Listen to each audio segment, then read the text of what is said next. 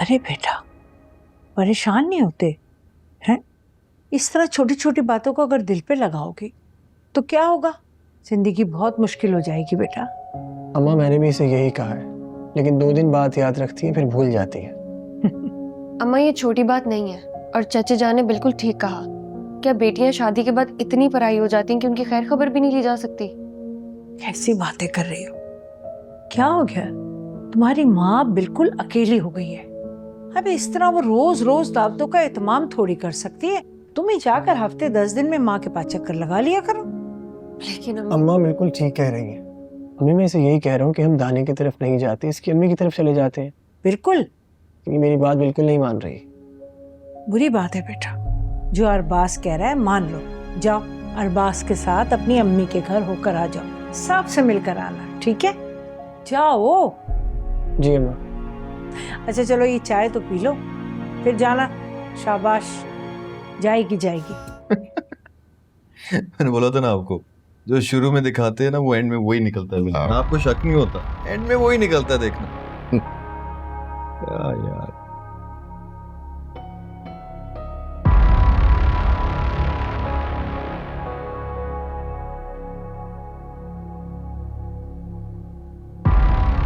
आज तुमने टोका नहीं? अब कोई हर वक्त भी नहीं टोकती रहती मैं। कुछ ना कुछ तो तुम्हारे दिमाग में खिचड़ी पक रही है, वरना तुम यूं ना बैठती आके। सोच रही हूँ इसी हफ्ते भाईजान को दावत पर बुला लूं। किस खुशी में? अरे मेरे अकलौते भतीजे की शादी हुई है, अब इस खुशी में दावत तो बनती है। शायद आप इस खुशी में भूल रही हैं कि आपके भतीजे की जिससे शादी हुई है वो आपकी अपनी सगी बेटी। तो ये कि आपको तो भाई बेटियों का मैके आना, माँ बाप भाई बहन से मिलना तो बिल्कुल पसंद नहीं था, बल्कि जहाँ तक मुझे याद है इनको तो दामाद और बेटी के ससुराल को इज्जत देना भी नहीं अच्छा लगता। ये भी एक असूल है बाय द वे। तो कहाँ गए आपके ये सारे असूल? वो उसूल आज भी बरकरार हैं और भूली नहीं हूं मैं कुछ भी। और जहां तक बात है ब्याही बेटियों के बार बार मैके ना आने की, इस बात पर मैं आज भी कायम हूँ।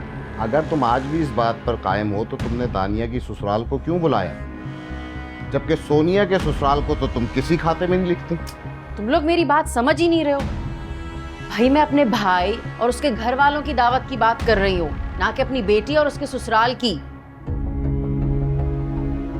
मतलब कि दानिया आपकी बेटी नहीं, सिर्फ आपके भाई की बहू बनकर रह गई है। यही समझो। और अब इस मौजू पे मजीद कोई बात नहीं होगी। जो मैंने कह दिया वही होगा।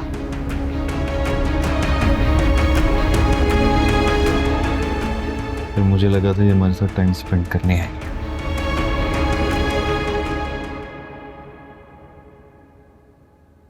मामू जान, ये चपली कबाब ट्राई करें, ये भी मैंने बनाया है। अच्छा चलो। बिस्मिल्लाहिर्रहमानिर्रहीम।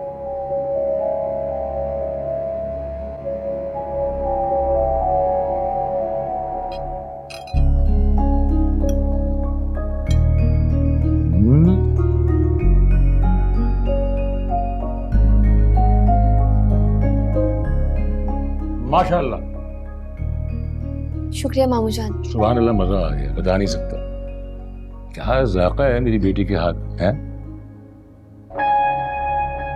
ये नीचे क्या देख रहे हो वलीद? इतना अच्छा खाना बनाया है, कोई तारीफ कोई इनाम कुछ तो बनता है इसका। सॉरी बाबा, मुझे वो अम्मी की फिक्र हो रही है तो इसलिए कहीं और फोकस ही नहीं कर पा रहा हूँ मैं। एक बात बताओ, क्या कहा डॉक्टर ने तुम्हारी माँ के बारे में? सच सच बताना मुझे। डॉक्टर ने टेस्ट किए हैं लेकिन अभी रिपोर्ट नहीं आई। बस फिलहाल यही कहा है कि एहतियात करें, ख्याल रखें उनका और खुश रखें उन्हें।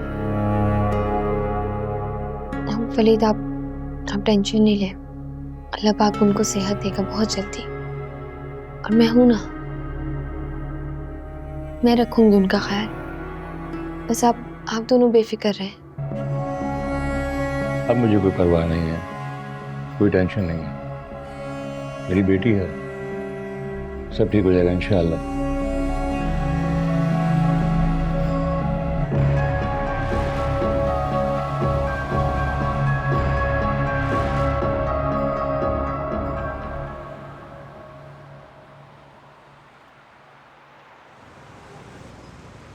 मम्मा पूछेगी घर सब कैसे हो तो क्या कहोगी?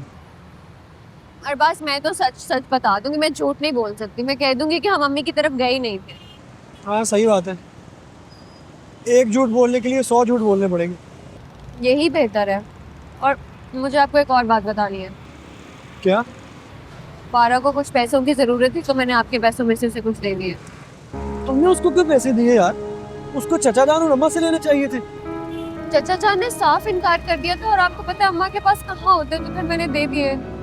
कितने पैसे दिए तुमने? 20,000। 20,000? इतने ज्यादा क्या जरूरत थी उसको इतने पैसों की? मुझे नहीं पता, पर वो कह रही थी कि उसकी किसी सहेली की सालगिरह और उसको तोहफा देना उसको। 20,000 का गिफ्ट? ये तो बहुत ज्यादा। मुझे लगता है जरूर कोई और बात। मैं भी परेशान हो गई हूँ, लेकिन फिर जिस तरह उसने मुझे धमकाया कि वो कहीं और से ले लेगी, कहीं और से बंदोबस्त कर लेगी, तो मुझे अच्छा नहीं लगा। यार छोड़ो, मैं करता हूँ उससे बात, समझाने की कोशिश करूंगा उसे। कोई फायदा नहीं है, मैंने बहुत कोशिश की है। वो एक कान से सुनती है, दूसरे कान से निकाल देती है। अच्छा चलो ठीक है, मैं फिर भी बात करूंगा, तुम भी करना उससे बात। चलो यार अब चलते हैं, बैठो।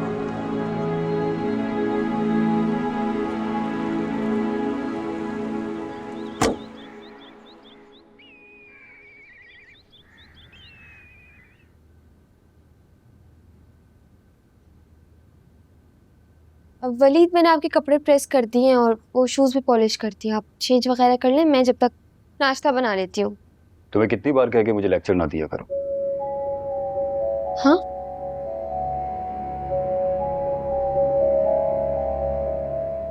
मुझे आदत नहीं है किसी की भी उंगली पकड़कर चलने की, खास तौर पर तुम जैसी कम अकल लड़की की बातों में तो बिल्कुल भी कान नहीं धरता मैं। आई एम सॉरी, वो मेरे ख्याल से निकल गया था। तुम्हारा ख्याल यहाँ रहे तो ना, तुम्हारे ख्याल के घोड़े तो ना जाने किस किस मैदान में दौड़ते रहते हैं। किसके बारे में सोचती रहती हो इतना तुम? मैं अभी तो फिलहाल वो मुमानी जान के बारे में सोच रही थी। मुझे बताएं कि डॉक्टर ने क्या परहेज बताया, मैं ताकि उसी तरह खाना बना लूँ उनके लिए। नहीं, खाने में कोई परहेज नहीं है। बस ठीक है। अब वैसे क्या हुआ था उन्हें? मुझे तो पता ही नहीं चला, अचानक किस तरह तबीयत। तुम अपने नन्हे से दिमाग पर इतना जोर ना दो तो बेहतर है। तुम बस इस बात का ख्याल रखो कि अम्मी की मर्जी के खिलाफ कुछ नहीं होना चाहिए। नहीं नहीं, मैं ख्याल रखूंगी। अच्छी बात है, और यही तुम्हारे हक में बेहतर है, क्योंकि मैं अपनी अम्मी को परेशान नहीं देख सकता, चाहे उसकी वजह कोई भी हो। मेरी वजह से उन्हें कभी परेशानी नहीं होगी। क्या पता, उनकी असल परेशानी की वजह ही तुम हो।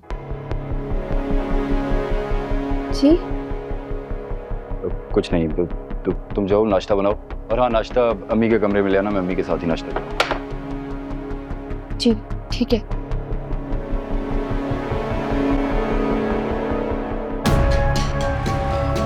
अब तुम्हें क्या बताऊं मैं कि वक्त और हालात ने मुझे किस तरह इधर खड़ा किया। एक तरफ मनपसंद बीवी है तो दूसरी तरफ माँ, एक तरफ बाप की मोहब्बत तो दूसरी तरफ माँ की नफरत, और मैं इस चक्की में पूरी तरह से पिसता जा रहा हूं।